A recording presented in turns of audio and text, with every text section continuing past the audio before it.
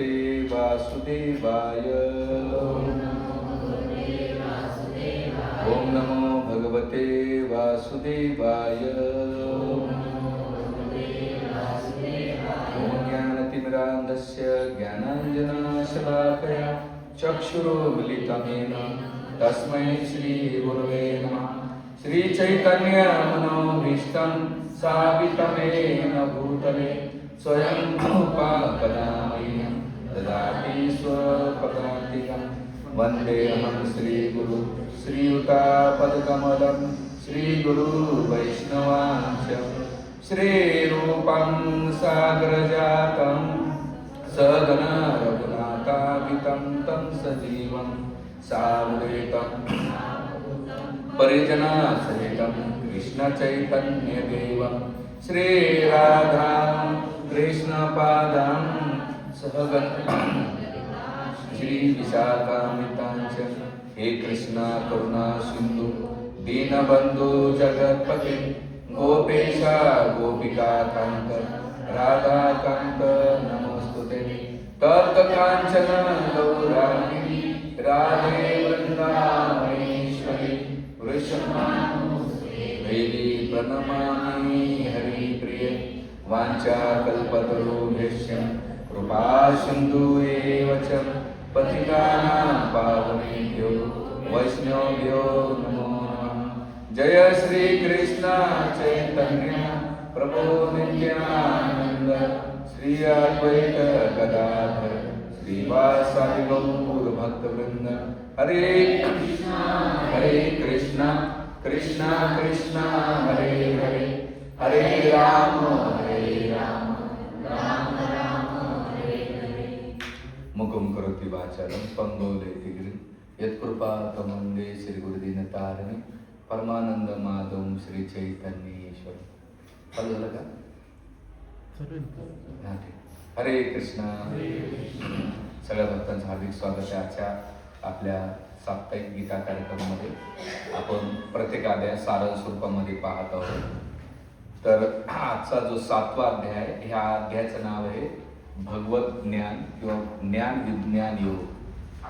तर ह्या अध्यायामध्ये भगवत तत्व आणि भगवंताला प्राप्त करण्यासाठी उपाय दिलेले येतात। तर याच्यामध्ये टोटल 30 श्लोक आहेत। 1 ते 3 श्लोकामध्ये भगवान कृष्णाबद्दल ज्ञान दिलेले 1 ते 3 श्लोकामध्ये।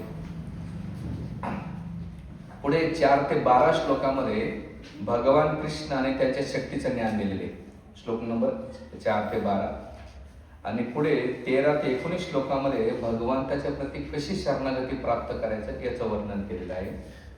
पुढे 20 ते 25 श्लोकांमध्ये पूजा आणि निर्विशेषवाद, देवदेवतांची पूजा आणि निर्विशेषवादाचं वर्णन केलेले आहे। आणि श्लोक नंबर 26 ते 30 श्लोक नंबरमध्ये मायाचा जो भ्रम आहे या जगातला आणि त्या भ्रमापासून मुक्त होऊन भगवंताला कसं प्राप्त करायचं, ह्या 26 ते 30 श्लोकामध्ये ह्या श्लोकाचा सारांश रूपामध्ये दिलेले आहे।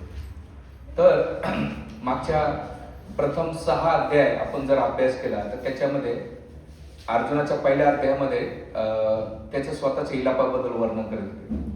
दुसऱ्या अध्यायामध्ये आत्मा आणि आत्म्याच्या रूपाबद्दल आणि भिन्न योगाचं वर्णन केलेले, मागच्या 3ऱ्या आणि 4थ्यामध्ये योगाचं वर्णन केलेले। आणि सगळ्यात शेवटी 6व्या अध्यायामध्ये जर पाहायला गेलं तर भगवंताने भक्ती योगाचं वर्णन केलेलं।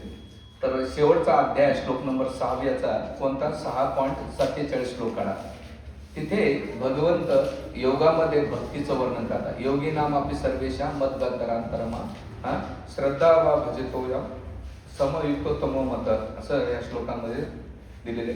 इथे भगवंत भक्तीचं वर्णन करतात आणि ह्या भक्तीचं विस्तृतपणे वर्णन आता 7व्या अध्यायामध्ये भगवंत करतात। तर इथे विशेष करून भक्तीची सुरुवात कशी होते, तर विशेष करून भक्तीची सुरुवात श्रवणापासून होते। आणि जेवढं तुम्ही श्रवण करणार तेवढं तुम्ही भगवंतावर आसक्त होतात आणि आश्रय प्राप्त करा। जोपर्यंत जसं लग्न जमतंय मुली मुलांचं तर ती कुणाबद्दल ऐकतात आणि ऐकल्यानंतर मग हळूहळू त्या श्रवणातून काय होते, त्यांची आसक्ती वाढते। मग आसक्ती वाढल्यानंतर ती पत्नी त्या पतीचा आश्रय घेते.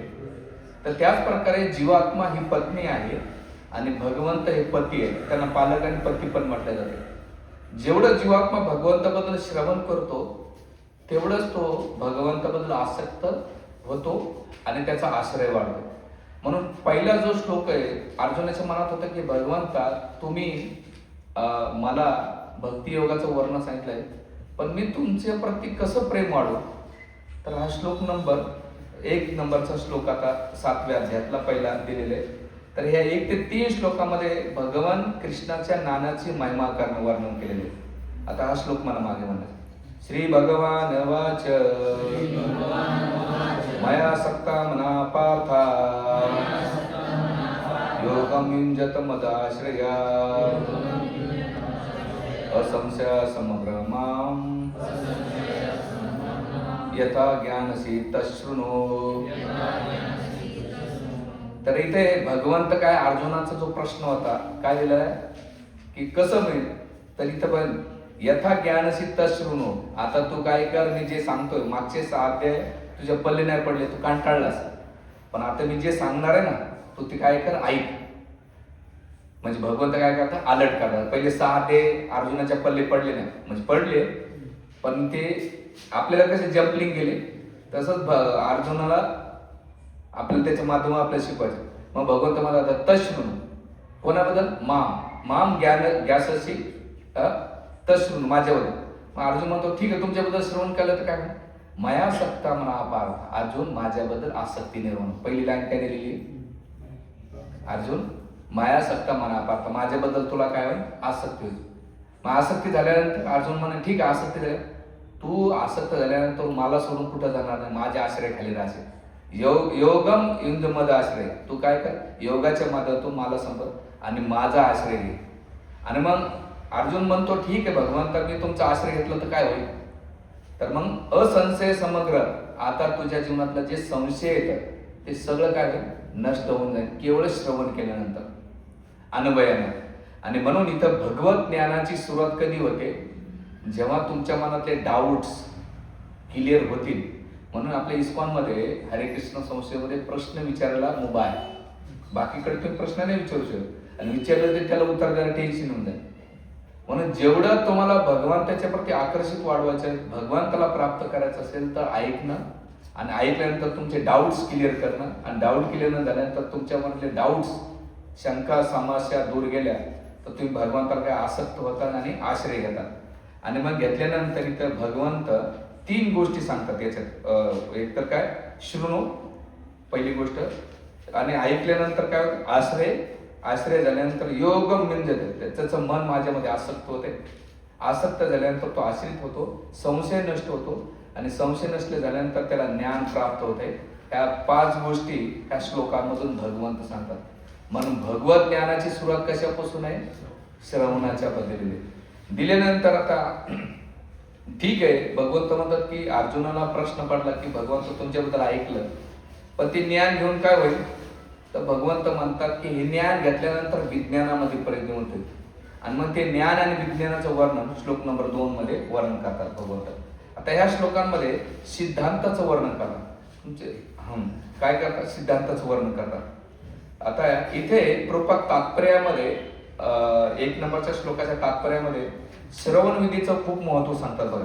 श्रवणंता स्वकथा कृष्ण पुण्य श्रवण कीर्तन हृदयस्थल भद्रानी विदग्नी श्रोता नष्टप्रायेषु भद्रेषु नित्यम भागवते सेवया भगवती उत्तम श्लोके भक्तिर्भव नष्टिके. आणि मग त्याचे सिक्वेन्स सांगतात की जेव्हा तुम्ही श्रवण केल्यानंतर तुमच्यातल्या काय काय गोष्टी, आणि याच्यावर खूप आचार्यांच्या खूप डिटेल्स टीका येतात. हा जो पहिला श्लोक आहे ना, हा श्लोक ध्यानात ठेवा. याला नाही की लिंक येते बरं, याच्या ह्या अध्यायाचे कुठं कुठं लिंक येतात. हा श्लोक एकदम साधारण समजा भक्तीचा टॉप मोस्ट श्लोक आहे याच्या ह्याच्यामध्ये. आणि म्हणून या कृपा तात्पर्यामध्ये भागवतच रेफरन्स देतात. आता याच्यावर आपला वेळ नाही की आपण याच्या डिटेल्स मध्ये. तर ती सिक्वेन्स कशी आहे, संशय कसा नष्ट होईल, आसक्ती कशी वाढेल, तुमचा आश्रय कसा वाढेल, तर कृपात भागवताचे श्लोक देऊन तुम्हाला ते कोट करतात.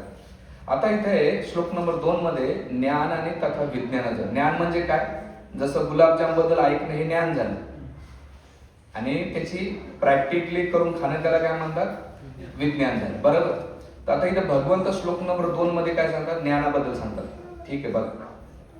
प्रत्यक्ष ज्ञान आणि दिव्य ज्ञान हे दोन्ही प्रकारचे ज्ञान मी तुला पूर्णपणे सांगेन. हे जाणल्यावर तुला आणखीन काही जाणण्याचं शिल्लकच राहणार नाही. इथं भगवंत काय म्हणतात? ज्ञानम तेहम स विज्ञानमिदम वक्षसे अशेषता यज्ञात्वा नेह भूया ज्ञात्वा मग शिष्यते, की आता याच्या पलीकडे तू कोणतेही ज्ञान तुला राहणार नाही. मग इथे केल्यानंतर अर्जुनाचं म्हणत होतं की सगळ्या ज्ञान भेटतं का हे, आणि त्या सगळ्याला सिद्धी प्राप्त होती का? तर भगवंत म्हणतात नाही अर्जुना, कोणाला भेटत नाही. आता ह्या श्लोकांमध्ये जर पाहायला गेलं तर 3 नंबरच्या श्लोकामध्ये आचार्य सांगतात 2 गोष्टी सांगतात. भगवंताची महानता आणि मधुरता सांगतात. जराशी थोडंसं ध्यानपूर्वक ऐका. श्लोक नंबर 3 मध्ये काय सांगतात? महानता आणि मधुरता सांगतात. आणि मग दुसरा प्रश्न विचारला जातो, ठीक आहे भगवंता, पण हे ज्ञान कोणाला भेटतंय असं का? तर भगवंत म्हणतात मग मनुष्यान सहस्रेषु कच्यते सिद्धये यथा कामां सिद्धानां कच्चित मामेति तत्वता. तर भगवंत म्हणतात अर्जुना, हे ज्ञान कोणाला सहजासहजी प्राप्त होत नाही सिद्धी. काय म्हणतात? मनुष्याने सहस्रेषु म्हणजे काय? सहस्रोधी मनुष्यापैकी एखाद्याला ती ज्ञान ती सिद्धी प्राप्त होती. कच्चित सिद्ध आहे त्याला ती सिद्धी प्राप्त होती. कोणती? यतनाम सिद्धा कच्चित माम वेती तत्वता, तो तत्वता मला जाणतो. म्हणजे भगवंत म्हणता अर्जुना, जरी मी एवढं सोपं सांगितलं तर ते ज्ञान सगळ्यालाच भेटेल असं नाही. मनुष्य म्हणतात भाषांतर बघा, सहस्रवादी मनुष्यापैकी एखाद्याला सिद्धी प्राप्त. एक बच्चे कंपनी थोडं शांत बसून मागचे पुढचे रेट डिस्टर्ब करत थोडं पुढे सारखं माताजी प्रभूजी सारखं.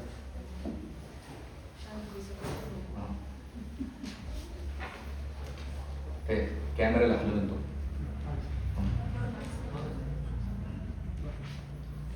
आता जो शांत बसेल त्याला नंतर मी भारी चॉकलेट देणार आहे, आणि थोडासा जरी हल्लं की त्याला चॉकलेट देणार नाही. आता जो कोणी हलेल, ठीक आहे.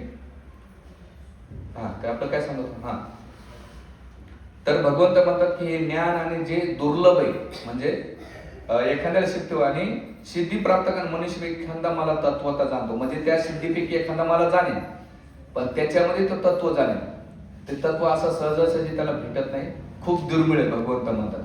म्हणून हे ज्ञान प्राप्त करायला भगवंत म्हणतात, आता भगूरचे पॉप्युलेशन पाहिले तर किती, त्याच्यामध्ये तुम्ही किती आले, तुम्ही त्याच्यात आल्यानंतर तुम्हाला गीतेवर किती विश्वास आहे? बरं, गीतेवर विश्वास असेल तर तुम्ही किती जीवनात फॉलो करता? म्हणजे एवढ्या पॉप्युलेशन मध्ये मनुष्यानं सहस्री तू कच्चित वेती माम जाणतो, त्याच्यापैकी कोणीतरी थोडासा जाणतो, तसं जाणत नाही. म्हणून भगवंत सिद्धानाम कधी तो तत्वता जाणतो, म्हणजे फिलॉसॉफिकल, नॉट सेंटिमेंटल. आपल्याकडे काय होतं, सेंटिमेंटल जाणतात लोक, पण फिलॉसॉफिकल भगवंत मत इथे जाणतात. आणि मग ह्या वेळेस त्यावेळेस तो जाणतो इथे दिले. आता हे गेल्यानंतर इथे आता हा प्रश्न पडलेला आहे की कृष्णाला तत्वता जाणणं म्हणजे काय, कसं जाण्याचं, तर त्याचा साक्षात्कार ती अचिंत्य शक्ती कशी जाणू शकतात? तर श्लोक नंबर याच्यामध्ये 4 आणि 12, श्लोक नंबर 4 पासून 12 पर्यंत भगवान कृष्णाची जी शक्ती आहे आणि त्याचं ज्ञान भगवंत देतात. ही सिद्धी जर एखाद्याला प्राप्त झालं तर तो कुठं कुठं मला जाणू शकतो, कशा कशा पद्धतीने जाणू शकतो. आणि मग याच्यामध्ये अनंत शक्तीचे स्वामी असलेले भगवंत, सर्वज्ञ सर्वशक्तिमान आणि भक्तवत्सल्य सुखगुणाचे आभूषण असलेले रूप ते भगवंताबद्दल आचार्य वर्णन करतात. आणि केल्यानंतर इथे श्लोक नंबर 4 पासून तर 12 पर्यंत भगवंत भौतिक आणि आध्यात्मिक शक्तीचं वर्णन करतात. आणि मग याचा अनुभव घेतल्यानंतर या शक्तीद्वारेचं मिश्रण होत आहे. आता हे थोडंसं फिलॉसॉफिकल आहे. जर तुम्ही गीता असेल ना तुमच्यावर, शिकण्यास लक्षात येऊन जाईल तुमच्या. तर आता भगवंत काय करतात, भौतिक शक्ती आणि अपराशक्ती, मायाशक्तीचं आणि प्रकृतीचं वर्णन करतात. श्लोक नंबर 4. भूमे अपूर्ण नुलो वायू खम मनो बुद्धिरेव च अहंकार इति मे भिन्ना प्रकृती अष्टधा भगवंत काय म्हणतात इथे, पृथ्वी, पाणी, अग्नी, वायू, आकाश, मन, बुद्धी आणि अहंकार या 8 माझ्या भिन्न प्रकृती शक्ती आहेत. आता याच्यातल्या भौतिक शक्त्या कोणत्या आहेत सांगा पाहू. 5 भिन्न भौतिक शक्ती कोणत्या? 5 भिन्न शक्ती. हा, पृथ्वी, जल, अग्नी. हा हा त्याच्यानंतर या झाल्या 5 भौतिक. आणि जे अपराशक्ती आहे सूक्ष्म, आता याच्यात 2 दिलेले आहे, स्थूल आणि सूक्ष्म. स्थूल कोणतं आहे? पंचमहाभूत. आणि सूक्ष्म कोणतं आहे? मन, बुद्धी आणि अहंकार. त्याला आपल्या भाषेमध्ये म्हणतात MBA. बरेच लोक MBA केलेले असतात, बाहेरचे MBA नाही पडत. मन त्याच्या माइंड न चालतात. Ego, false ego. आणि माइंड इंटेलिजंट आणि फॉल्स इगो. जसं मी हॉस्पिटलमध्ये ॲडमिट होतो, मलेरियाला एक इंजेक्शन देतात, लॅरिगो आणि फॉल्स इगो. तुम्ही बघितलं असेल तर ते मी बऱ्याच वेळा टॅबलेट देतो. त्या डॉक्टर साहेबांना म्हटलं, अहो डॉक्टर साहेब, आधीच एवढा फॉल्स इगो, आणखी इंजेक्शन देऊ तुम्ही कुठं मारता? False ego. तर हे MBA म्हणजे सूक्ष्म आहे. आणि तो सूक्ष्म स्तरावर एवढं ऍक्टिव्ह असतंय, एखाद्याला जर तुम्ही चेक करायचं, प्रसादाला बसवा, त्याला लाईनला म्हणून उठतो. म्हणजे भक्ताला सुद्धा जर चेक करा, प्रभूजी म्हणून माझे तर अहंकारच नाही, त्याला प्रसादाला उठवा, त्याच्या इगो कळून जातो. म्हणजे इथं सूक्ष्म स्तरावर एवढं इफेक्ट करताय स्थूलपेक्षा. आणि मग भगवंत म्हणतात की हा 5 ज्या वस्तू येतात याचे तत्व दिलेले. आता 5 विषयांचे तत्व कोणते येतात? पृथ्वीचं काय दिलेलं आहे? गंध आहे, पृथ्वीपासून गंध. जसा पाऊस पडला ना तर पावसातून पहिले गंध येतो, ठीक आहे. जलापासून काय आहे? रस प्राप्त होतो. आणि भगवंत गीतेमध्ये म्हणतात की जलाचा स्वाद आहे ती मी आहे. 11व्या अध्यायामध्ये भगवंत रस आहे. म्हणजे तुम्ही स्वाद घेताना कृष्णाचं स्मरण करू. प्रपादमध्ये दारू पिताना जो रस कृष्णाचं स्मरण केलं पाहिजे. लोक 2-3 थेंब टाकतात, आणि कशावर टाकतात मला माहित नाही, पण पाणी तर ते दिलेलं आहे. दुसरं, अग्नी कशाचं प्रतीक आहे? रूपाचं. अग्नी दिसतो. त्याच्यानंतर वायू कशाचा आहे? स्पर्शाचा आहे. आणि आकाश कशाचे आहे? शब्दाचे. हे त्याचे विषय झाले. आणि अशा प्रकारे हे किती झाले? 5 आणि 5 10. आपली बॉडी किती तत्वाची? 24. कोणी म्हणते 25 तत्वाची. 5 कर्मेंद्रिय, 5 ज्ञानेंद्रिय, किती झाले?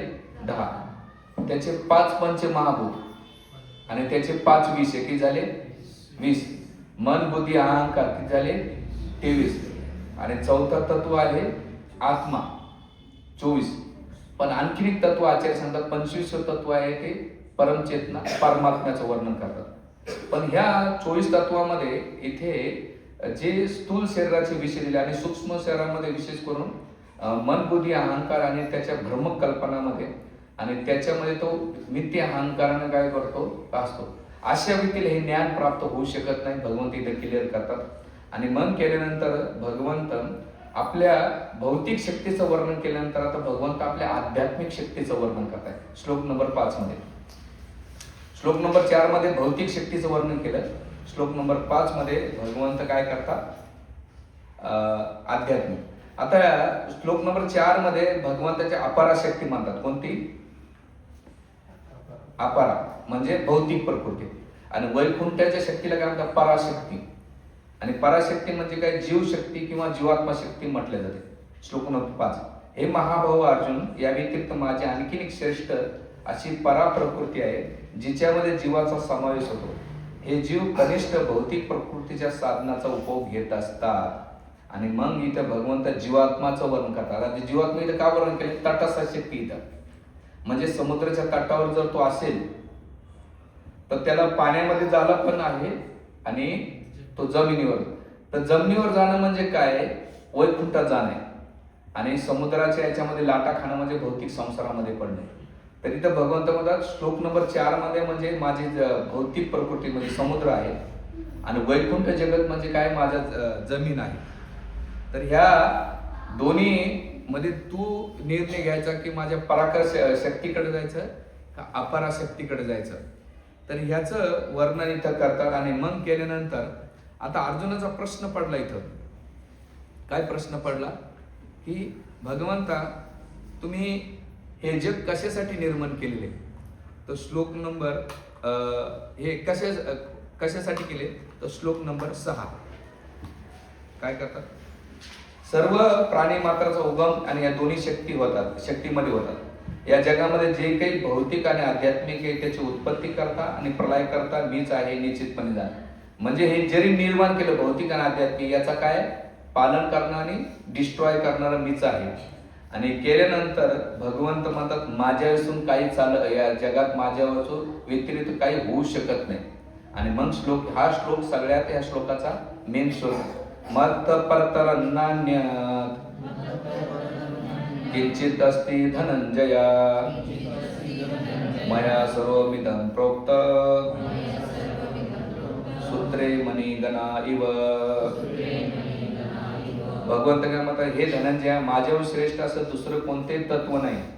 दोरात वावलेल्या पाण्याप्रमाणे सर्व काही माझ्यावर आश्रित आहे. म्हणजे तुम्ही एखादा फुलाचा हार पाहिला असेल तर तुम्हाला फुलं काय दिसतात, शिकवे दिसतात. तुम्हाला प्रश्न पडला असेल पहिल्यांदा की अरे पण त्याच्या मला धागा दिसत नाही, पण तो हार नाही का, पण तुम्ही धागा काढला तर सगळे फुलं काय होतात, विखुरलं जातात. जसं तुमच्या गळ्यात तुम्ही माळा घालता, कोणत्याही माळा घालता, त्याचा धागा दिसत नाही, पण तो धागा काढला तर ते मन विखरलं जातं. तसंच या भौतिक जगामध्ये जी शक्ती दिसते तुम्हाला वाटतं कोण चालतं, पण ती दोऱ्यासारखी अदृश्य राहतात. म्हणून भगवंत का मत्त परतरम नान्य, माझ्याशिवाय किंचित असं धनंजय. म्हणून भगवंत उदाहरण कसे देतात, मयी सर्वमिदं प्रोक्त, माझ्या प्रोक्त सूत्रे मणिगणा इव. इथे उदाहरण भगवंत देतात की त्याच्याशिवाय ते चालू शकत नाही किंवा हलू शकत नाही. आणि म्हणून भगवंत काय म्हणतात, या जगाचा पालन करता आणि पुरुष माझ्यामुळे आहे. म्हणून आता भगवंत काय करतात, अर्जुनाच्या मनात प्रश्न पडला होता. इथे काय प्रश्न पडला होता, तुम्हाला जड चाललंय का, नाही ना. भगवंत काय करतात, आता अर्जुनाच्या मनात प्रश्न होता की भगवंत ठीक आहे, तुमचा अनुभव मी कुठं घ्यायचा, कसा घ्यायचा, काहीतरी ठीक आहे तुम्हाला दिसत नाही, आम्ही एवढं स्तरावर नाही.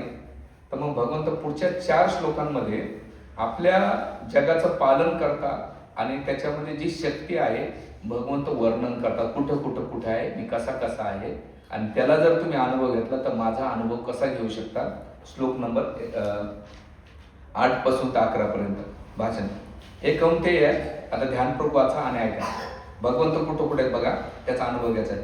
हे कौंतेय, पाण्यामधला रस, मी पाण्यामधला रस आहे, मी चंद्र आणि सूर्याचा प्रकाश आहे, मी वैदिक मंत्रातला ओंकार मी आहे, मी आकाशातील शब्द आणि मी मनुष्याचं सामर्थ्य मी आहे. भगवंत इथं काय म्हणून ह्या जेव्हा गोष्टी पाहिल्या तेव्हा तुम्हाला काय आठवलं पाहिजे, भगवंत आठवले पाहिजे.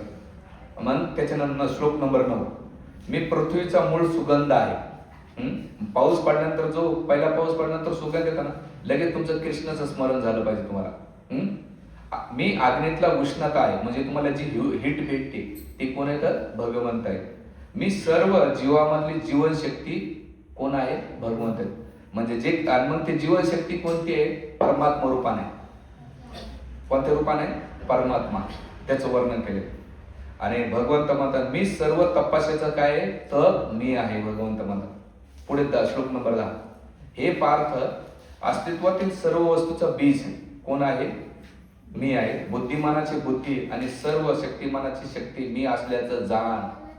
आणि दिल्यानंतर भगवंत श्लोक नंबर 11 मध्ये सांगतात, मी बलवानाचं काम तसेच आसक्तीरहित बल काय मी आहे. हे भरत श्रेष्ठ अर्जुना, धर्म तत्वाविरुद्ध नसणारं काम मीच आहे. म्हणजे इथं श्लोक 11 मध्ये भगवंत काय करतात, भगवंत इथं आता शेवटचं धर्मविरुद्ध भूतेषु कामेष्टि भरतवर्षभा. म्हणजे तुम्ही जे मैथुन सुख करतायत किंवा मैथुन सुख घेतायत त्याच्यातली जी काम आहे ते भगवंत आहे, ती शक्ती आहे. जोपर्यंत ती भगवंत शक्ती एनर्जी देत नाही तोपर्यंत मुलगा संतती जन्माला येऊ शकत नाही. का ती भगवंत, किती काही जण स्त्री किंवा वांज असतात ना, पण ती भगवंताची शक्ती असल्याशिवाय ते होऊ शकत नाही. म्हणून भगवंत काय म्हणतात, धर्मविरुद्ध भूतेषु कामेष्टि भरतवर्षात ती जी शक्ती आहे तो जो आहे ती मी आहे, भगवंत आहे. या श्लोकामध्ये सांगतात. तर ह्या सर्व व्यापक आणि सर्व ठिकाणी भगवंत काय करतात, श्लोक नंबर 11 ते 8 पासे वर्णन केले जाते. आता इथे भगवंत काय करतात, भौतिक प्रकृतीचे जे गुण आहेत गेल्यानंतर मग आता तुम्हाला प्रश्न पडला असेल इथं किंवा आचार्यांना प्रश्न पडला, म्हणजे इथं सगळीकडे भगवंत आहेत मग भगवंत तीन गुणा का आहेत का? म्हणजे याचा अर्थ भगवंत रजगुण, तमगुण, सत्वगुणामध्ये फसलेले असावे असं आचार्यांना वाटलं असेल. तर मग भगवंत म्हणतात नाही नाही नाही, मी काय करतो, तीन गुण माझ्या अधीन आहेत आणि मी तीन गुणाच्या पलीकडे. कसं आहे? श्लोक नंबर 12. सात्विक, रासिक किंवा तामसिक हे सर्व भाव माझ्या शक्तीने अभिव्यक्त होतात. म्हणजे काय होतात? ते भगवंतापासून निर्माण होतात. एका दृष्टीने मी सर्व काही आहे, परंतु मी स्वतंत्र आहे. मी प्रकृती गुणाच्या अधीन नाही, उलट तेच माझ्या अधीन आहेत. म्हणजे भगवंत काय करतात? कोणाच्या मनातले डाऊट्स आहेत ना, लगेच क्लिअर करतात की मी गुणात येत नाही. हे जे मी वर्णन केलं काम वाचण्याचं याचं त्याचं, तुम्हाला हे सगळं माझ्यापासून निर्माण आहे, हे सगळे माझ्या अधीन आहेत, पण मी काय याच्या पलीकडे. मग केल्यानंतर भगवंत म्हणतात की अर्जुनाचा प्रश्न होता की मग कोण जाणू शकतो तुम्हाला? तुम्हाला कोण जाणू शकतं का? तर भगवंत म्हणतात नाही, तुम्हाला जर जाण्याचं असेल तर श्लोक नंबर 13 मध्ये म्हणतात की हा जो जीव आहे ना, तीन गुणानं, मी तीन गुणाच्या पलीकडे, पण जीवात्मा तीन गुणानं मोहित आहे. कसा? श्लोक नंबर 13. त्रिगुणाने सात्विक, रासिक आणि तामसिक मोहित झाल्यामुळे हे संपूर्ण जगत त्रिगुणातील आणि अविनाशी असे माझे स्वरूप जाणत नाही. म्हणजे तीन प्रकारचे लोक जाणत नाही. कोणते? रासिक लोक, तामसिक लोक आणि सात्विक. आता ते मला प्रभूजी सत्वगुणाला एवढं सांगतात, सत्वगुणाचा व्यक्ती का जाणत नाही? मी कितीतरी लोक पाहिले सत्वगुणाचे, ते कधी भांडत नाही. आमच्याकडे एक भक्त होते, त्या नवरा बायकोला मी कधीच भांडताना पाहिलं नाही. म्हणजे ते प्रभूजी एवढे गोड बोलतात, बाबा खूप गोड बोलतात. आणि माताजी पण ब्राह्मण फॅमिली आहे आणि एवढे सात्विक आहेत. आणि आणखीन एक परिवार आहे, ते मला लेट मानायचे आणि मी त्यांना आई मानायचो, आता त्या नाहीत माझ्याकडे. तर एवढे ते सात्विक आहेत. पण असे सात्विक लोक काय भगवंताला जाणू शकत नाही. मग भगवंताला जाणण्यासाठी कोणतं सत्व? विशुद्ध सत्व, वासुदेव तत्व जाणल्यानंतर ते जाणू शकतात. आणि सत्वगुण आता किती तर लोक सत्वगुण आहेत, देवदेव करतील थोडंफार, पण ते भगवंताला प्राप्त करू शकत नाही. भगवंत इथे क्लिअर करतात. म्हणून भगवंत श्लोक नंबर 13 मध्ये सांगतात की जरी असेल हे तीन गुणाचे जाणू शकत नाही. मग भगवंत मग आता याच्यातून 13 गुणामधून भगवंत आहे. तर इथे जीवात्म्याचा प्रश्न, आचार्याचा प्रश्न आहे की भगवंता मग या तीन गुणातून जाणू शकत नाही, मग जाणू कोण शकते? कारण ही माया अतिशय प्रबळ आहे आणि हिला पार करणं कठीण आहे, तीन गुणातून बाहेर निघणं कठीण आहे. मग याच्यातून निघायचं कसं? मग भगवंत सूत्र देतात. काय देतात? दैवेशा गुणमयी मम माया दुरत्तया मामेव प्रपदन्ते माया मेता तरंती ते. भगवंत काय म्हणतात? माझी मायाशक्ती अतिशय दुस्तर आहे, हिला गुणमयी. आचार्य म्हणतात आता ही दैवी गुण कोणती आहे? तर दोन सांगतात. एक म्हणजे राधाराणी, म्हणजे राधाराणीचं इनडायरेक्टली काय आहे वर्णन आहे. पण आचार्य म्हणतात राधाराणी तर आहे, पण ओरिजिनल दुर्गा देवीचं वर्णन आहे. कोणतं आहे? दैवी हेशा गुणमयी. गुणमयी कोणती? दुर्गा देवी. तीन गुण, त्रिशूळ असतं बघा तुम्ही, त्या त्रिशूळ म्हणजे काय? सत्वगुण, रजगुण, तमगुण. ती काय ते जीवात्म्याला टोचत राहते. आधी भौतिक, आधी दैविक, आधी आत्मिक क्लेश. आधी दैविक, आधी भौतिक आणि आधी आत्मिक क्लेश काय करते? क्लेश करत राहते. पण काय होते? माझी मायाशक्तीला पार करणं अतिशय दुस्तर आहे. या तीन गुणाला, मायाशक्तीला बघा, मोह माया किती आपल्या जवळचे आहे. पण म्हणतात की जर याच्यातून मुक्त व्हायचं असेल तर भगवंत पुढची लागणार मामेव प्रपदन्ते. मला जर कोणी शरणागत आला तर माया मे तरंती, कारण ती माझी शक्ती असल्यामुळं माझ्या पुढे जाणार नाही. मी त्याला काय करतो? लगेच सहज पार करतो. म्हणून भगवंत इथे काय म्हणतात की जो कोणी शरणागत आला तरच या तीन गुणातून, मायातून आणि भौतिक संसारातून मुक्त होऊ शकतो. तोपर्यंत होऊ शकत नाही. म्हणून पांडुरंग पंढरपूरचे कमरेवर हात देऊन काय, बाबांनो भाऊसागर कमरेत काय, तुम्ही जर माझ्याकडे आला तर ह्या भाऊसागर कमरेत करायन. मला जर नाही आले तुम्ही स्वतःहून प्रयत्न करता तर तुम्ही कधीच पार होणार नाही. म्हणून हा श्लोक तिथे वर्णन केला. आणि कृपा तात्पर्य सेकंड लाईन देतात पहा, तीन गुणाचा.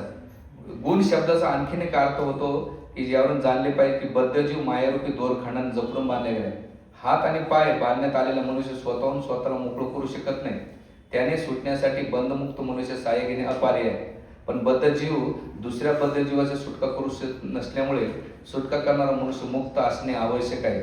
म्हणून केवळ भगवान श्रीकृष्ण किंवा प्रामाणिक प्रतिज्ञा असलेले आध्यात्मिक गुरुच बद्धजीवांची मुक्तता करू शकतात. जसं उदाहरण काय, दामोदरीला भगवंत कमरेला बांधले होते, पण यमल अर्जुन वृक्षाचं काय केलं, उद्धार केला. ठीक आहे, इथं भगवंत सांगतात आणि तात्पर्यात रूपात खूप सुंदर देतात. आणि मग कोण कोण आहे दैवी याच्यामध्ये, तर सगळ्या देवी देवताचं पण वर्णन करतात. शिकवेस लागतील तुम्हाला.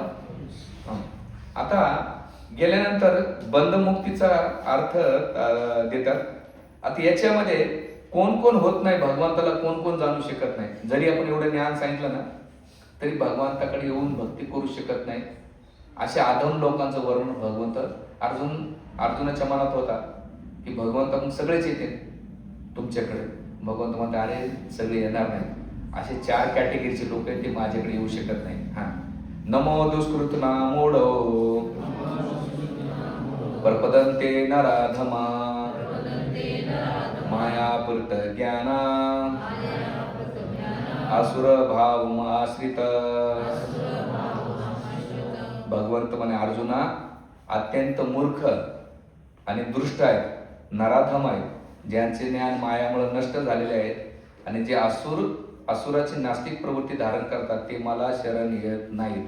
कोणते 4 प्रकारचे लोक, एक म्हणजे मुडा म्हणजे मूर्ख, पशुसारखं निष्ठ काबड कष्ट करते, म्हणजे दिवसभर हमाली करत राहते, ड्युट्या करीत राहते, 24 तास काम करतात. जे स्वतःबद्दल, परिवाराबद्दल, स्वतःच्या हेल्थबद्दल जाणत नाही, ते सो कॉल्ड एज्युकेटेड लोक स्वतःला खूप हुशार मानतात. पण प्रकृतीचा झटका एवढा आहे की त्यांनी किती जरी तिथे कंट्रोल केलं मूर्तीच्या रूपामध्ये. आता तुम्ही लेटेस्ट घटना पाहिली, तुम्ही किती जीवनात प्लॅनिंग करा, भगवंत तुमच्या प्लॅनिंगचं उद्ध्वस्तच करून टाकतात. म्हणून भगवंत काय म्हणतात, जे मूर्ख आहेत केवळ इंद्रियतृप्तीच्या सुखासाठी, केवळ क्षणिक सुखासाठी, खाणं पिणं झोपणं मैथून सुख करणं, क्षणिक सुखासाठी कठीण परिश्रम करतात. असे पशुवत लोक काय करतात, मला जाणू शकत नाही. त्यांचा एक भोग काय, मी आणि माझा परिवार, माझं घर, माझा दार, माझी शेती, पैसा पाणी, याला म्हणतात मूळ, पहिली कॅटेगरी. दुसरं नराधम म्हणजे काय, मनुष्यामध्ये आधम. काय आधम आहे की त्याची विस्मृती झाली भगवंतापासून, आणि तो विसरून जातो. त्याला वाटते या जगामध्येच मी काही भोगी आहे. तर याच्यामध्ये ते काय करतात, जागरूक करण्यासाठी आपल्या स्वतःचा मोठी संधी गमावतात आणि मग ते भक्तीचा अभ्यास न करता काय करतात, भौतिक जगाचा अभ्यास करत बसले असतात. ही दुसरी कॅटेगरी. तिसरं माया अप्रोत ज्ञान. माया अप्रोत ज्ञान म्हणजे यांचे ज्ञान नाही का हरले जाते. जसं मोठमोठे कवी, मोठमोठे रायटर्स, वैज्ञानिक किंवा सो कॉल्ड फिलॉसॉफर किंवा बरेच जे नॉवेल लिहितात, कादंबरी करणारे लोक असतात, ते असे लोक काय करतात, शास्त्राचा अध्ययन करतात, पण शास्त्रातून त्यांना जेवढं लागतं तेवढंच घेतात, पण ते तत्व फॉलो करत नाही. लेटेस्ट काही दिवसापूर्वी मला एक PhD होल्डर करणारा भेटला होता आणि तो यानेच्या पहिले सिगरेट पिऊन आला होता आणि तो बसला होता. मला त्यानं सगळे फिलॉसॉफी एवढे ग्रंथ वाचले, त्याने आता त्याच्या थिसिस कंप्लीट केली, डबल PhD करत होतो. पण एवढं ज्ञान आहे ह्या व्यक्तीला, पण ते शेवटी म्हणतो हे मी PhD साठी केले प्रभू. कशासाठी केले, पण प्रॅक्टिकली जीवनामध्ये तो काय करतो, पिऊन आला, मला वास येत होता, मी काही बोललो नाही. म्हणून इथं भगवंत काय, असं ज्ञान काय करतात, ज्ञान हारून घेतले जाते. आणि चौथी कॅटेगरी असुरम भाव असेल, म्हणजे असुर नास्तिक असतात, जे भगवंताचा नेहमी द्वेष करतात. बघा युट्यूबवर बसलेले असतात ना, निळे पाखर, तुम्हाला कळायला असतं निळे पाखर, काही जणांना नाही कळायला, जाऊ दे, चांगली गोष्ट आहे. वामपंथी, लेफ्टिस्ट विचारांचे हे शब्द तुम्हाला वेगळे असते. अतिशय हेट करतात देवाचा, एवढा द्वेष करतात. माझ्या प्रवचनामध्ये तर 1-2 त्यांचे कमेंट असतातच असतात. काही बोलतात, पण ते मी डिलीट करतो. तर हे असुरम भावाश्रितीच आहेत. हे असे 4 कॅटेगरीचे लोक कधीच येणार नाहीत भक्तीमध्ये. मग अर्जुनाचा प्रश्न होता की भगवंता मग तुमच्याकडे येतोय कोण बाबा? मग पुढच्या लाईन मध्ये भगवंत म्हणतात, श्लोक मध्ये, याच्यामध्ये तात्पर्यामध्ये कृपाने चारही लोकांचं वर्णन डिटेल्स मध्ये केलं बरं या लाईन मध्ये. तुम्ही यांच्या पहिले अध्याय वाचला तर तुम्हाला लिंक कळते. चतुर्विधा भजंतो माम जनान सुकृतो अर्जुना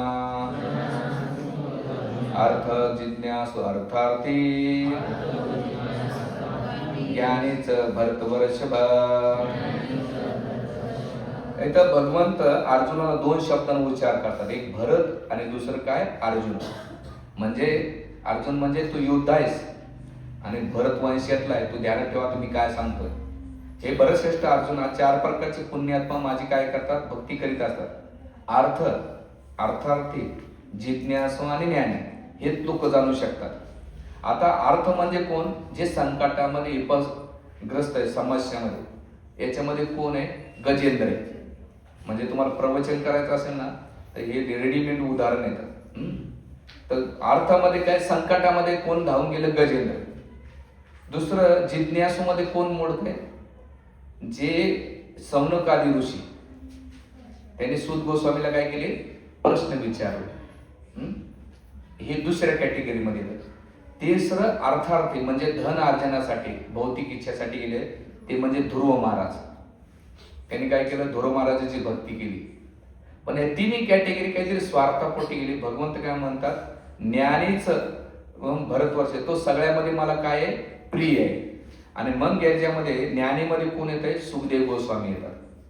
मग त्यांनी कसं होतं, जेव्हा ते वेदव्यासापासून जन्म घेऊन बाहेर निघाले तर त्यावेळेस हे तन्मयती सुंदर श्लोक आहे, वेदव्यास त्यांच्या मागे लागले होते पण सुखदेव गोस्वामी येत नव्हते. मग त्यांच्या दोन शिष्यांना पाठवलं आणि शिष्याला पाठवल्यानंतर त्यांनी अहोपिड्यम भगवंताच्या सौंदर्याचं आणि भगवंताच्या दयाचं वर्णन केलं. तर ते ज्ञान घेण्यासाठी सुखदेव गोस्वामी कोणाकडे आले, वेदव्यासांकडे आले.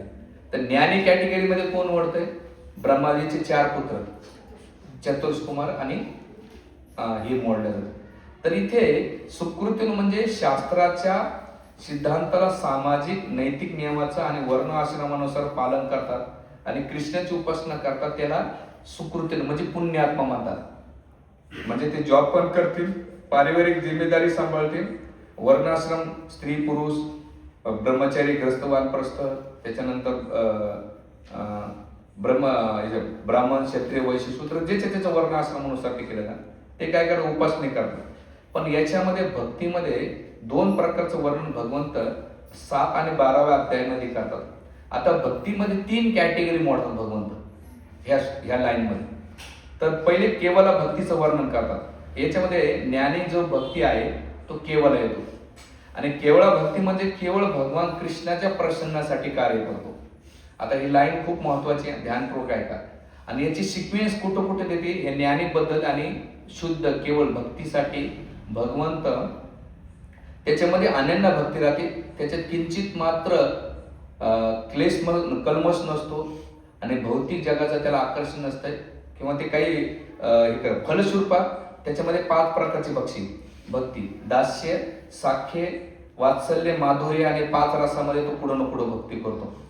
आणि मग अशी भक्ती कोणाला प्राप्त करायची असेल तर भगवंत श्लोक नंबर 7.1 मध्ये सांगितलेले, याच लाईन मध्ये फटकन काढायचा. आता मी जे नंबर सांगतो ती भक्ती कशी प्राप्त होईल माझ्याबद्दल भगवंत सांगतात. 1.7 मया सक्ता मना पार्था योगम युंजत मदाश्रय असंशय समग्र माम पार्था ज्ञानीशी ज्ञाससी तत्शृणु. म्हणजे तू जर हे श्रवण केलं तर माझी शुद्ध भक्ती तुला प्राप्त होईल. भक्तीची सुरुवात कशापासून आहे, श्रवणापासून. श्लोक नंबर 8.14 8वा अध्याय श्लोक नंबर 14 काढला फटकन.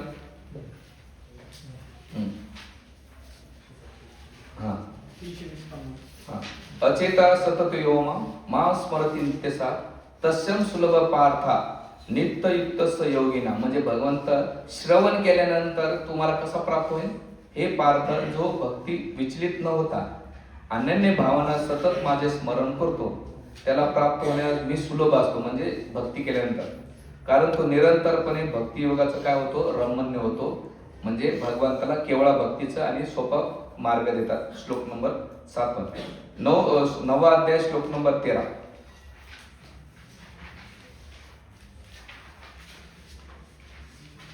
काढलं. हा, भगवंत इथे सांगतात, महात्मा समूह माम पार्थ दैवी प्रकृती आश्रिता भजंतो आनंदो मनसो ज्ञात्वा भूतम अधिव्ययम. भगवंत काय म्हणतात, हे पार्थ, मोहित न झालेले महात्मे दैवी प्रकृतीच्या म्हणजे माझ्या शक्तीच्या अधीन राहतात.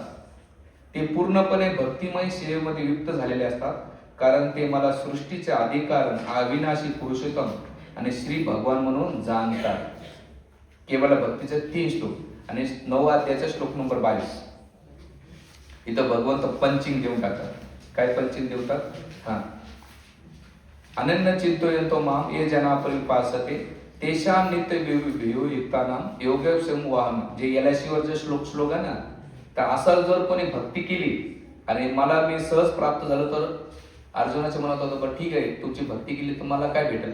तर भगवंत म्हणतात, जे अनन्य भक्तिभावानं माझ्या दिव्य स्वरूपाचे चिंतन करीत माझी उपासना करतात, त्यांची आवश्यकता मी काय करतो? पूर्ण करतो. आणि त्यांच्याकडे जे काही आहे त्याचं काय करतो? म्हणजे भगवंत जे शुद्ध भक्ती करतात, केवळ भक्ती करतात, त्याचं काय सांगतात की तुम्ही काळजी करू नका. बॉन्स होते का? हा, नाही. ते म्हणा, प्रभूजी काय उड्या मारला होता जगतीन.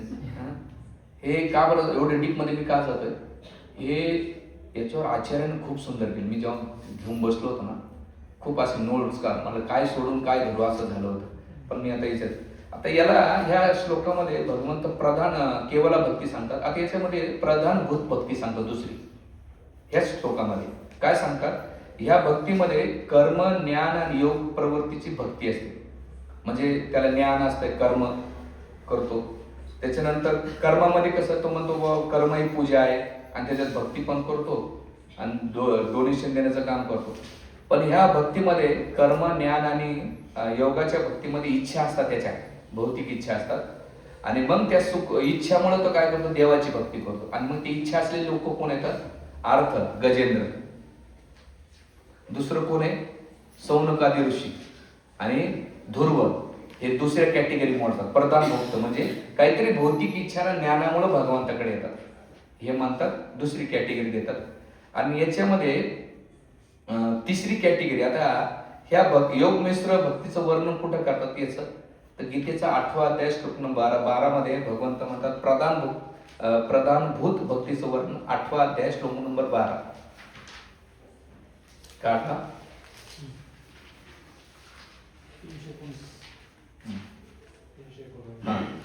भगवंत म्हणतात इथे, सर्व इंद्रियाच्या क्रियापासून निवृत्त होणे म्हणजे योग अवस्था किंवा योग धारणा होय. इंद्रियाची सर्व दारे संयमित करून आणि मनाला हृदयामध्ये तसेच प्राणवायूला मस्तकामध्ये करून मनुष्याला स्वतःला योगामध्ये स्थित करावं लागतात. हे काय झालं? प्रधानभूत भक्तीचं वर्णन त्या श्लोकामध्ये केलेलं आहे. आणि मग त्याच्यामध्ये काय काय करायचं श्लोक नंबर 13 पासून सिक्वेन्स सांगतात ते. आता याच्यामध्ये दुसरी कॅटेगरी भक्ताची, आणखीन एक कॅटेगरी गुणीभूत भक्ती. म्हणजे गुणी म्हणजे 3 गुणाची भक्ती, रजगुणाची भक्ती, तमोगुणाची भक्ती आणि सत्वगुणाची भक्ती. आता याच्यामध्ये गुणीभूत भक्तीमध्ये कर्म, ज्ञान आणि योग याच्यामध्ये काय होतात?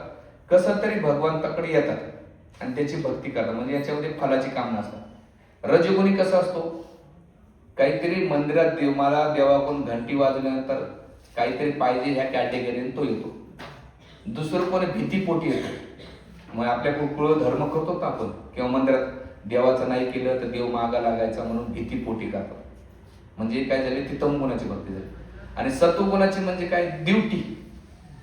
बाबा मला दिलं काहीतरी, चला जाता जाता आज सोमवार आहे, पाया पडू, मंगळवार आहे, 7 दिवस 7 दिवस, म्हणजे गुणानुसार भक्ती करत राहतो.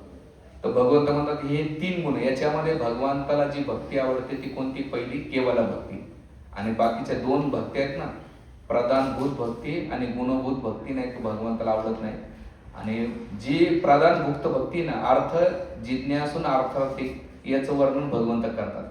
पण केवळ भक्तीमध्ये ज्ञानी येतात. पण ज्ञानीमध्ये भगवंत काय म्हणतात? श्लोक नंबर 17 मध्ये, त्याच्यामध्ये ज्ञानीमध्ये श्रेष्ठ ज्ञानी मला तो आवडतो. कोणता? श्लोक नंबर 17 मध्ये जाऊ. जास्त डीप मध्ये जात नाही, तर तुम्ही बाउन्स होऊन जाईल तुला. हा, आता याच्यामध्ये भगवंताला कोण आवडतंय? त्यापैकी सर्व ज्ञानी, पूर्ण ज्ञानी आणि नित्य भगवत भक्तीमध्ये युक्त असणारा सर्वोत्तम आहे, कारण मी त्याला अत्यंत प्रिय आहे आणि तो मला अत्यंत प्रिय आहे. म्हणजे याच्यामध्ये जो केवळा भक्ती करतो, प्रेमाने माझी भक्ती करतो, तो काय, त्याला मी प्रिय आहे आणि मला तो प्रिय आहे. इथे याच्यामध्ये वर्णन करतात. मग याच्यामध्ये एक कॅटेगरी सांगितल्या जाते, नित्ययुक्त, किंवा तो दिलेले आहे. आता श्लोक नंबर इथे 3 भक्तीचं वर्णन केल्यानंतर भगवंत काय करतात. आता याच्यातून अर्जुनाच्या मनात प्रश्न पडला जातो की अशा लोकांचा उद्धार होण्याची शक्यता काय, ज्याने भक्तीच नाही केली, काय नाही केला. तर मग भगवंत काय करतात, तर ते प्रिय भक्तांचं वर्णन आणि ज्याच्याकडे भौतिक इच्छा असलेलं वर्णन केल्यानंतर श्लोक नंबर 18 मध्ये जे ज्ञानी भक्तामध्ये भगवंत हे निसंशय हे सर्व भक्त उद्धार आहेत, परंतु जो माझ्या ज्ञानामध्ये स्थित झाला आहे त्याला मी माझ्या स्वतःप्रमाणे मानतो. माझ्या दिव्य सेवेमध्ये युक्त झाल्यामुळे तो खचित माझे अर्थात सर्वोच्च आणि सर्वोत्तम लक्ष्याची प्राप्ती करतो. म्हणजे याच्यामध्ये जरी कोणी आला, ज्ञानामध्ये कोणी ज्ञानी जर आला, तर अशा व्यक्तीला मी काय करतो, प्राप्त होते, किंवा मी त्याला प्राप्त करून घेत असतो. भगवंत याच्यामध्ये वर्णन करतात. म्हणजे इथे काय देतात भगवंत, सर्वोच्च आणि सर्वोत्तम 2 गोष्टी खूप महत्वाच्या आहेत. कोणत्या? आणि सर्वोत्तम दिलेले. मग गेल्यानंतर भगवंत अर्जुनाच्या मनात प्रश्न उठतो की भगवंत या सगळ्यालाच अशी सिद्धी प्राप्त होती का? सगळेजण तुम्हाला प्राप्त करता कॅटेगरीमध्ये आहे का? तर भगवंत म्हणतात नाही रे राजा, याच्यामध्ये पण नाही. बहुनाम जन्मवान ते ज्ञानमाम प्रपदते वासुदेव सर्वमिति समात्मा सुदुर्लभ. अर्जुन काय म्हणतात, बहुनाम जन्म म्हणते ज्ञानमाम प्रपदे वासुदेव सर्वमिति समात्मा काय, सुदुर्लभ आहे. अनेक जन्मानंतर आणि मृत्यूनंतर वास्तविक ज्ञान प्राप्त झालेला मनुष्य मी वासुदेव तत्व, मी जे सांगितलं ना वासुदेव तत्व, सत्वगुण नाही बरं, वासुदेव तत्व, वासुदेव सर्वमिती समात्मा, असा व्यक्ती मला तत्वाला काय जाणतो, असले सर्व गोष्टीचा कारणाचा परम कारण असले जाणून मला शरीर देतो, असा महात्मा काय अत्यंत दुर्लभ आहे. म्हणजे सत्वगुण नाही तर वासुदेव तत्वामध्ये जो जाणतो, वासुदेव सर्वमिती समात्मा सुदुर्लभ, असा काय दुर्मिळ भगवंत सांगतात. आणि मग केल्यानंतर तात्पर्यामध्ये कृपात नाही का खूप एक श्लोकाचं करतात, श्वेता उपनिषदाचं एक श्लोकाचा अध्याय कोट करतात, त्याच्यात भगवान त्याची महत्ता केले. मग आता अर्जुनाच्या मनात प्रश्न पडला होता की जे शुद्ध भक्त आहे, अशा शुद्ध भक्त तुम्हाला प्राप्त करू शकतो, पण यांच्यामध्ये सुकृत लोक आहेत, पण त्यांचं काय होतंय, तर भगवंत म्हणतात खूप जन्मानंतर त्यांना प्राप्त होत आहे. दुष्कृत्याचा ते विशेष नाही, पण सुकृतामध्ये जे भौतिक इच्छानं, कर्मानं, ज्ञान, म्हणून भक्ती कशी असली पाहिजे, भक्तीची परिभाषित डेफिनेशन काय दिले, अन्य अभिलषिता शून्य ज्ञान कर्माना अनावृतम अनुकूलेन कृष्णानु शीलनम भक्तियुतम. या श्लोकामध्ये काय, अन्य आपल्या कृष्ण सोडून कोणती अभिलाषा नसले पाहिजे, ज्ञान ते पण नसलं, कर्म अनावृतम कर्माचं पण आवृत नसलं पाहिजे, अनुकूल कृष्णानं, अनुकूल कृष्णासाठी जे अनुकूल असेल, उत्तम भक्ती, त्याला तेव्हा ती भक्ती प्राप्त होते. इथं भगवंत करतात. मग केल्यानंतर इथे शुद्ध भक्ताचं ते वर्णन केल्यानंतर श्रीकृष्णाला शरणागत झाल्यानंतर ते भेटतो. मग आता इथे अर्जुनाच्या मनात प्रश्न, आचार्यांच्या मनात प्रश्न आला की भगवंत हे तुमच्याबद्दल होतं, पण जे लोक तुम्हाला सोडून देवदेवतेची उपासना करतात, त्यांची भक्ती करतात, त्यांचे वृत्त कैवल्य करतात, अशा लोकांची काय गती होती. मग आधी तर भगवंत करतात श्लोक नंबर 20 पासून 25 पर्यंत देवदेवतांची उपासना आणि निर्विशेषवादाच्या उपासनेचं वर्णन करतात, आणि त्यांची गती काय होते आणि त्याने केल्यानंतर त्यांना काय प्राप्त होतं याचं वर्णन करतात. तर भगवंत इथे जे मला शरणागती येत नाही पण देवदेवताकडे जातात, अशा लोकांना मी काय करतो, पहिली गोष्ट ते तिथे का जातात, माझ्याकडे नाही तर त्यांच्याकडे का जातात, तर त्याचं कारण सांगतात. कामस्ते हत्य ज्ञाना प्रपदन्ते अन्य देवता तम तम नियमास्ताय प्रकृता नियता स्वया ज्यांचे ज्ञान भौतिक कामनाने हिरवलेलं आहे, म्हणजे कामच ते असते हारते ज्ञान. भौतिक इच्छेनं काय करतात, त्यांचं ज्ञान भौतिक इच्छेमुळे कोणाकडे जातात, देवदेवताकडे जातात. पण वास्तविक त्यांचं काय ज्ञान हरले जाते. हरल्यानंतर काय होते, प्रपदन ते अन्य देवता, ते अन्य देवदेवतांचं काय करतात, उपासना करतात. मग ही उपासना केल्यानंतर काय होते, तम तम नियमास्थाये ते काय करतात, त्या विधिविधानाचं पालन करतात, आराधना करतात त्यांच्या स्वभावानुसार. कोणता स्वभाव, रजोगुणाचा, तमोगुणाचा, सत्वगुणाचा, रजोतमो किंवा तमो सत्व किंवा रजो सत्व यांचं मिश्रण जे होतंय अशा गुणानुसार, नाही का. बघा ना, आपण किती त्यांना ज्ञान सांगा, त्यांचे देवदेवता उपासना नाही सुटत, कारण की त्यांचे जे गुण आहेत आणि त्याचा स्वभाव आहे ना, ते जात नाही. मग अर्जुन म्हणतो, भगवंत तुम्ही कोणाचा स्वभाव का बदलत नाही. मग श्लोक नंबर 21 मध्ये सांगतात. पण इथे ह्या श्लोकामध्ये भगवंत काय करतात, देवदेवताच्या उपासनाकडे जे जाणारे लोक आहेत त्याची वर्णन करतात. प्रपदन ते अन्य देवता, आणि मग अन्य देवताकडे गेल्यानंतर त्याची गती काय होते, तो 9वा अध्याय श्लोक नंबर 25.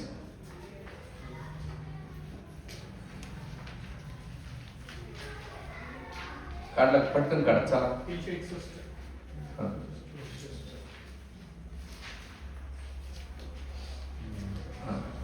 काय इथे भगवंत, एक मिनिट, यांती देवव्रता देवा पितृयांती पितृव्रता भूतयांती भूतेजा यांती मध्याजी अपिमां. जे लोक देवताची पूजा करतात ते त्या देवताकडे जन्म प्राप्त करतात. भगवंत म्हणतात त्यांची पूजा केल्यानंतर पुढे जातात देवताचे. जे पितरांची उपासना करतात ते पितृलोकात जातात. जे भूत उपासना करतात, भूत प्रेतांची उपासना करतात, ते पुढे जातात भूत योनीत जातात. पण भगवंत म्हणतात जे माझी पूजा करतात माझ्याकडे येतात. भगवंत इथे तुम्हाला क्लिअर करून टाकतात, अजिबात नाही. आणि त्याचे श्लोक मी देतोय माग, याच्यावर एक वेगळे सेशन आहे, पण आज आपल्याकडे वेळ नाही. याची सिक्वेन्स लई सुंदर झालेली. आणि मग केल्यानंतर भगवंत अर्जुनाच्या मनात होता, श्रद्धा काय, याच्या लोकांची श्रद्धा तोडायच्या का. मग याचा अर्थ उद्यापासून भगवंत म्हणते अजिबात नाही तोडायच्या. तोडले तरी ते काय करते, इथं नाही करणार, तिकडं नाही करणार, ऍटलिस्ट त्याला तिथं करून तिथं वाढव दे. मग श्लोक नंबर 21 मध्ये, मी परमात्मा प्रत्येकाच्या हृदयात स्थित आहे. जेव्हा मनुष्य विशिष्ट देवताची उपासना करण्याची इच्छा करतो तेव्हा विशिष्ट देवतेवर मी त्याची श्रद्धा दृढपणे स्थिर करतो. कोण करतं, कशा रूपानं, अरे परमात्मा रूपानं करतात ना, करतात, जेणेकरून तो देवताची उपासना करून स्वतःला समर्पित करू शकतो. म्हणजे भगवंत एकदा त्याची श्रद्धा तोडत नाही तर काय करतात, त्याला दृढ करायला लावतात. मग याचा अर्थ उद्यापासून कोणाची श्रद्धा आपल्याला तोडायची नाही. तुला जे जमतं ते कर बाबा, पण तिथून तुला हळूहळू त्याची ग्रोथ आहे ना, तिथून होणार आहे. प्रत्येकाची ग्रोथ वेगवेगळ्या लेवलला आहे. म्हणून नॅचरल ग्रोथ, पण ज्ञान जर त्यानं वाचलं, सांगता भक्तांच्या संगतीत आलं तर त्याला ते प्राप्त होते. आणि मन केल्यानंतर त्या व्यक्तीनं त्याला जशी आता याने जर श्रद्धा झाली तर त्या त्या श्रद्धेनुसार त्याला काय होतं, तसं तसं फळ प्राप्त होतं. कोणतं फळ होतंय, श्लोक नंबर 22. अशा श्रद्धेने युक्त होऊन तो विष्ट देवतेची कृपा संपादन करण्याचा प्रयत्न करतो आणि आपल्या इच्छित भोग प्राप्त करतो. परंतु वस्तुतः हे लाभ केवळ मीच प्रदान करतो. म्हणजे भगवंत काय करतात, ते फळ कोण देत आहे, ते देवदेवताच्या माध्यमातून भगवंत देतात. म्हणजे त्याच्या इच्छेनुसार. म्हणजे जसं प्रधानमंत्री आपल्याकडे लाडकी बहिणी तुम्ही, आता लाडकी बहीण पैसे कुठून देतात, तुम्हाला वाटतं की त्याला अधिकारी देतो, नाही. अधिकारी कुठून देणार, घरून देतो का, नाही. पण जे मुख्यमंत्री आहेत ते काय करतात, जेव्हा ते पैसे पाठवतात अधिकाऱ्याच्या, जेव्हा लाडक्या बहिणीला देऊन टाक, तुम्हाला वाटतं इथं अधिकारी देतो, नाही, अधिकारीच नाही, मुख्यमंत्री. तसं भगवंत काय करतात. मग आता याचं काय, तर गीतेचा 10वा अध्याय श्लोक नंबर 11 रेफरन्स आहे. आज मुद्दा मी श्लोक आले.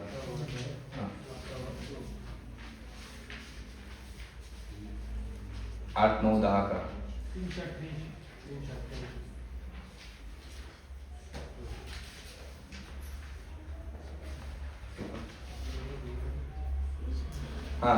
सॉरी 8 नंबरचा श्लोक आहे ना. अहम सर्वस्य प्रभो मत्सर्व प्रवर्तते इति मत्वा भजन्ते मां बुधा भाव समन्विता. मी सर्व प्रकृत आणि आध्यात्मिक जगाचा उत्पत्ती करत आहे. सर्व काही माझ्यापासून उद्भवते. जो बुद्धिमान मनुष्य पूर्णपणे जाणतात ते माझ्या भक्तीमध्ये संलग्न होतात आणि अंतःकरण पूर्वक मला भजतात. म्हणजे भगवंत काय करतात, देतात. म्हणजे इथे त्यांच्याकडे जाणार पण देव देतात. आणि दिल्यानंतर असे लोक केल्यानंतर भगवंत म्हणतात त्यांच्या श्रद्धेनुसार मी फळ देतो, पण मी देतो. आणि मग त्याचं फळ कसं आहे, परमनंट आहे का, तर नाही. श्लोक नंबर 23 मध्ये अल्पबुद्धी लोक, हा हे मागे म्हणण्याचा प्रयत्न करा. अंतु फलम तेषा अल्पमेधसाम तत् अंतवंत फलम तेषाम भवन्ति अल्पमेधसाम देवदेव याजयन्ति मद्भक्ता यान्ति माम अपि. अल्पबुद्धी लोक देवताची उपासना करतात आणि त्यांना प्राप्त होणारे फळ हे मर्यादित आणि अनित्य असतात. म्हणजे काय, लिमिटेड आणि टेम्पररी. पण देवताचे उपासक देवलोकाची प्राप्ती करतात, पण जे माझे भक्त माझ्या परमधामाची प्राप्त करतात. याचे दोन उदाहरण. हिरण्यकशिपूने किती वर्ष तपस्या केली, स्वर्गीय 100 वर्षे. आणि भक्ताने प्रल्हादाने किती वर्ष भक्ती केली, 5 वर्षे. आईच्या गर्भामध्ये नारद मुनींच्या कथा ऐकली.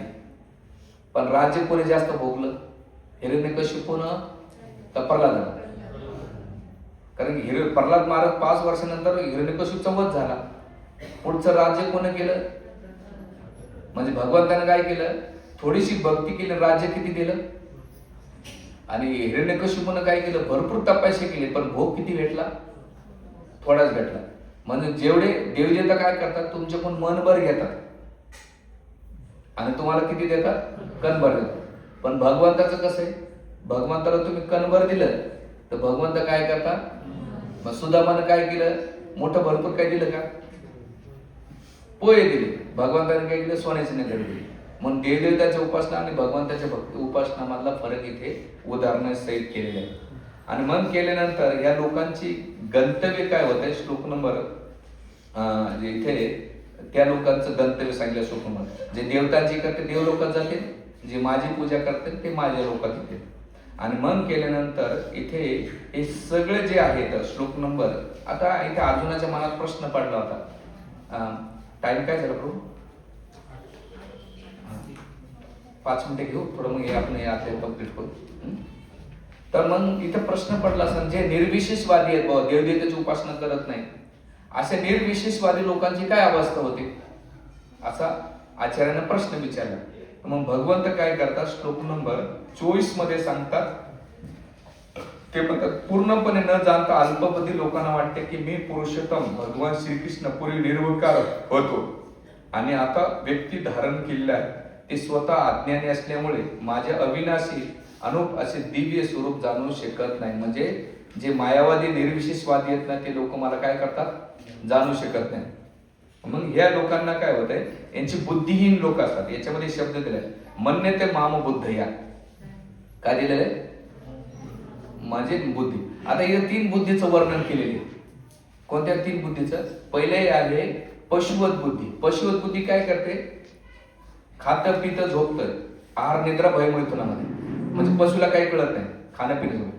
दुसरी बुद्धी अल्पमेधसा, म्हणजे तो देवदेवताची उपासना करतो, ही दुसरी कॅटेगरी आहे. तिसरी बुद्धी काय, निर्विशेषवादी काय करतात, त्यांना बुद्धिहीनच असतात. काय असतात, 3 कॅटेगरी असते. चौथी कॅटेगरी भगवंत गीतेच्या 10व्या अध्याय श्लोक नंबर 10 मध्ये म्हणतात, तेषाम सतचित्तानां भजता प्रतिपूर्वकम ददामी बुद्धी योगंतम येनो मामोपयांती. मी अशी बुद्धी प्रदान करतो की त्या बुद्धीमुळे तो काय होईल, माझ्याकडे येईल. गीतेचा 10वा अध्याय श्लोक नंबर 10 मध्ये दिलेले आहे. तर इथे बुद्धिहीन व्यक्तीचं वर्णन करतात. आणि अशा निर्विशेष लोकांचं वर्णन केल्यानंतर भगवंत काय करतात, अशा लोकांसमोर प्रगट होत नाही. कसे प्रगट होत नाही, श्लोक नंबर 26. म्हणजे जे निर्विशेषवादी, मुडा आणि अज्ञानी लोकांना मी कधी प्रगट होत नाही, माझ्या अंतरंग शक्तीद्वारे मी त्यांना अप्रगटच राहतो, म्हणून मी अजन्मा आणि अच्युत असल्यावर ते जाणू शकत नाही. म्हणजे असे लोक काय, नहाम प्रकाशे सर्वस्य योगमाया समावृत्ता मूढोम नाभिजानाति लोकम माम अवयवम. म्हणजे इथं भगवंत काय म्हणतात की मूर्ख व्यक्ती, अज्ञानी मूढ लोक मला अजिबात त्यांच्यासमोर प्रगट होत नाही आणि त्यांना मी कधी जाणू शकत नाही. ते मी नेहमी निर्विशेषवाद, मायावाद आणि भौतिकवादामध्येच फसलेले असतात असं भगवंत म्हणतात. आणि मन केल्यानंतर इथे भगवंत काय करतात, आचार्य प्रश्न करतात की मग भगवंत ही मायाशक्ती ब्रह्मशक्ती का निर्माण करतात, ही कशी निर्माण होते आणि याला दूर साधायचं असेल तर काय करावं लागेल. तर भगवंत काय करतात, श्लोक नंबर 26 पासून तर 30 पर्यंत भगवंत काय करतात, मायाशक्तीचं वर्णन करतात. आणि ही मायाशक्ती त्याला काय करते, मला जाणू देत नाही, तर ती भ्रमित करते. पण जो भक्ती करतो तो मला जाणतो आणि माझ्या धामात प्राप्त करतो. श्लोक नंबर 30 मध्ये वर्णन केले. श्लोक नंबर 26 काढा. वेदां समतानि वर्तमाने च अर्जुना भविष्यानि च भूतानि मां तु वेद न कच्छन. भगवंत म्हणतात, हे अर्जुना, मी पुरुषोत्तम भगवान भूतकाळात घडलेल्या सर्व काही, वर्तमानात घडत असणारे सर्व काही आणि भविष्यात घडणारे सर्व काही जाणतो.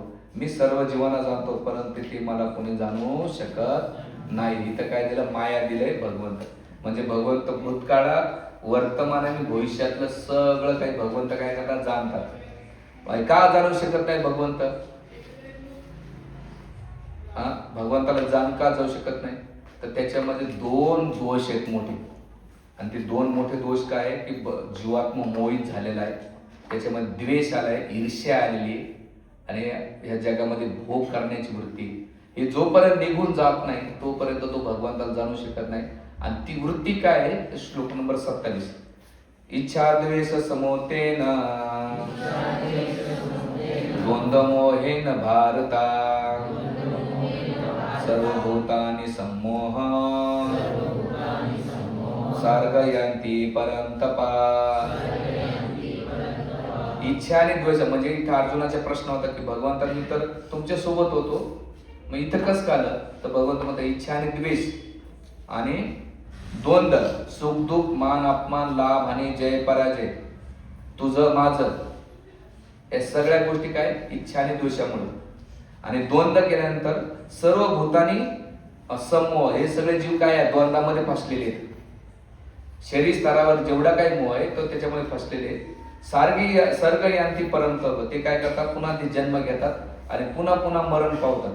इच्छा द्वेषामुळे आणि द्वंद्वामुळे पुन्हा जन्म घेतात, मरतात, जन्म घेतात, मरतात. ते चक्र काय, पुनरपी जननम पुनरपी मरणम जननी जठरेशयनम. हे जे आधी शंकराचार्य सांगतात त्याच्यामध्ये तो वारंवार फसत राहतो. आणि म्हणून तो काय करतो, मोहित होतो आणि अशा मोहामध्ये तो प्रकट होऊ शकत नाही. मग भगवंत म्हणतात याच्यातून मुक्त व्हायचं असेल, या द्वंद्वातून, हे द्वंद्वामुळे काय करतो, पाप करतो. इच्छा द्वेषामुळं जसं वैकुंठात होता तो, आणि वैकुंठात काय झालं, इच्छा केली आणि द्वेष केला. भगवंत काय केलं, वैकुंठातून इथं पाठवलं. इथं पाठवलं म्हणजे इथे येण्यात त्यानं काय केलं, खूप पाप केले. वाचिक स्तरावर, मनाच्या स्तरावर, बुद्धीच्या स्तरावर 3 प्रकारचे पाप चालतात. त्या पापातून जोपर्यंत तो मुक्त होत नाही तोपर्यंत मला जाणू शकत नाही भगवंत. म्हणून भगवंत म्हणतात मला जाणायचं असेल ना, पहिले पाप सोड. आणि कसं सोडायचं, श्लोक नंबर 28, येषां त्वन्तगता पापा जनाना पुण्य कर्मणा ते द्वंद्व मोह विनिर्मुक्ता भजन्ते मां दुर्व्रता. भगवंत म्हणतात 2 कॅटेगरी सांगलेली ह्या श्लोकामध्ये. एक तर तुला पापातून मुक्त व्हावं लागणार, येषां त्वन्तगता पापा म्हणजे तुला पाप काय करावं लागणार, जळण करावं लागणार. आणि केल्यानंतर काय होईल, जनाना पुण्य कर्मणा, तुला काय करावं लागेल, पुण्य कमावं लागेल. आता पुण्य कोणतं, कोणी दान धर्म केलं, भांडारा खाऊ घातला किंवा कोणाला डोनेशन दिलं नाही. तर याच्यासाठी श्लोक नंबर मी तुम्हाला सांगतो. 1 नंबरचा श्लोक काढा. हेच 7वेच अध्याय हो.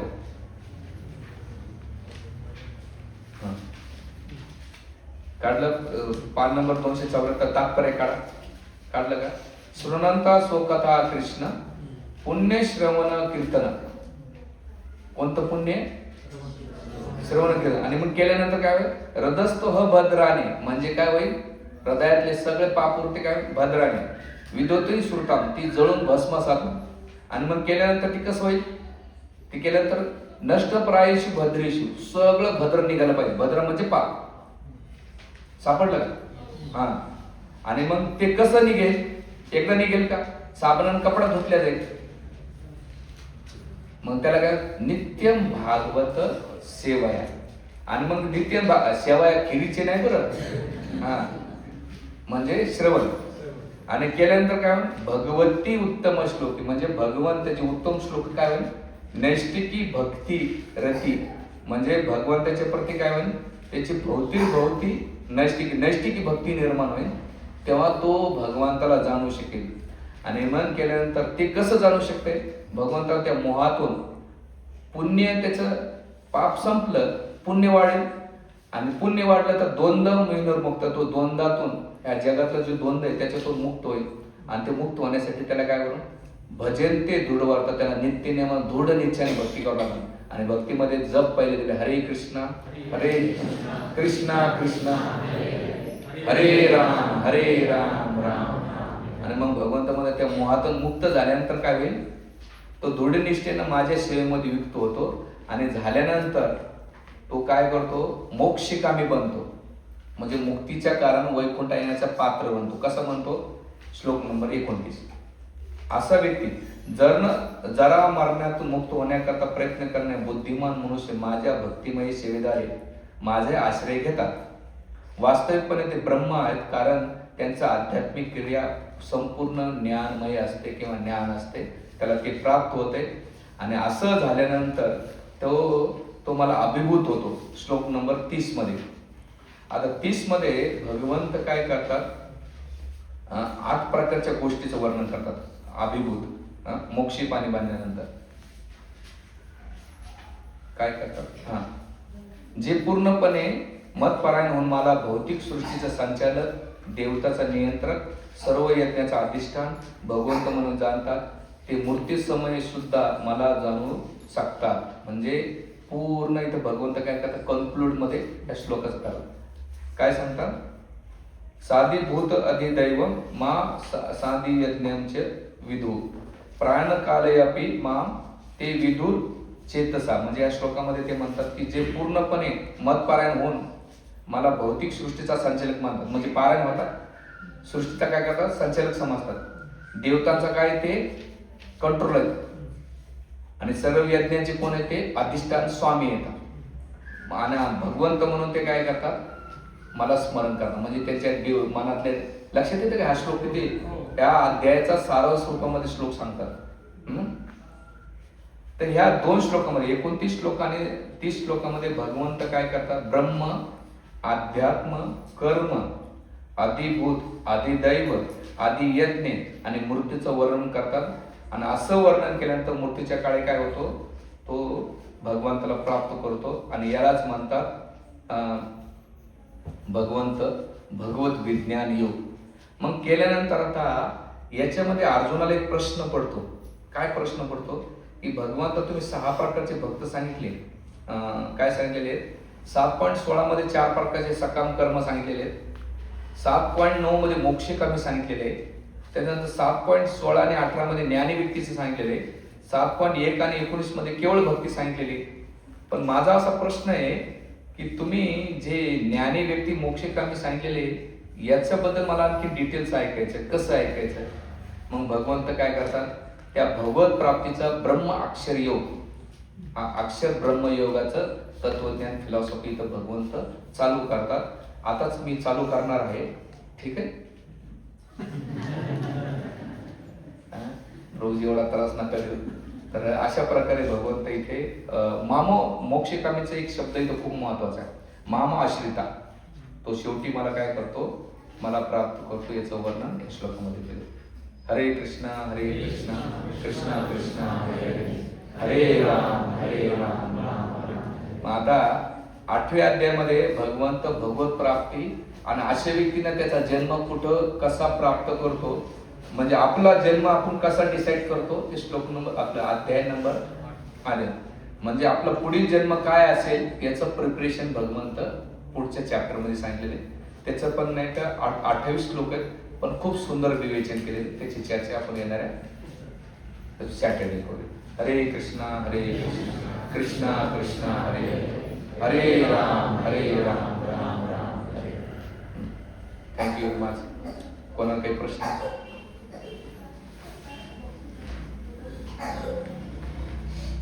तर आता हे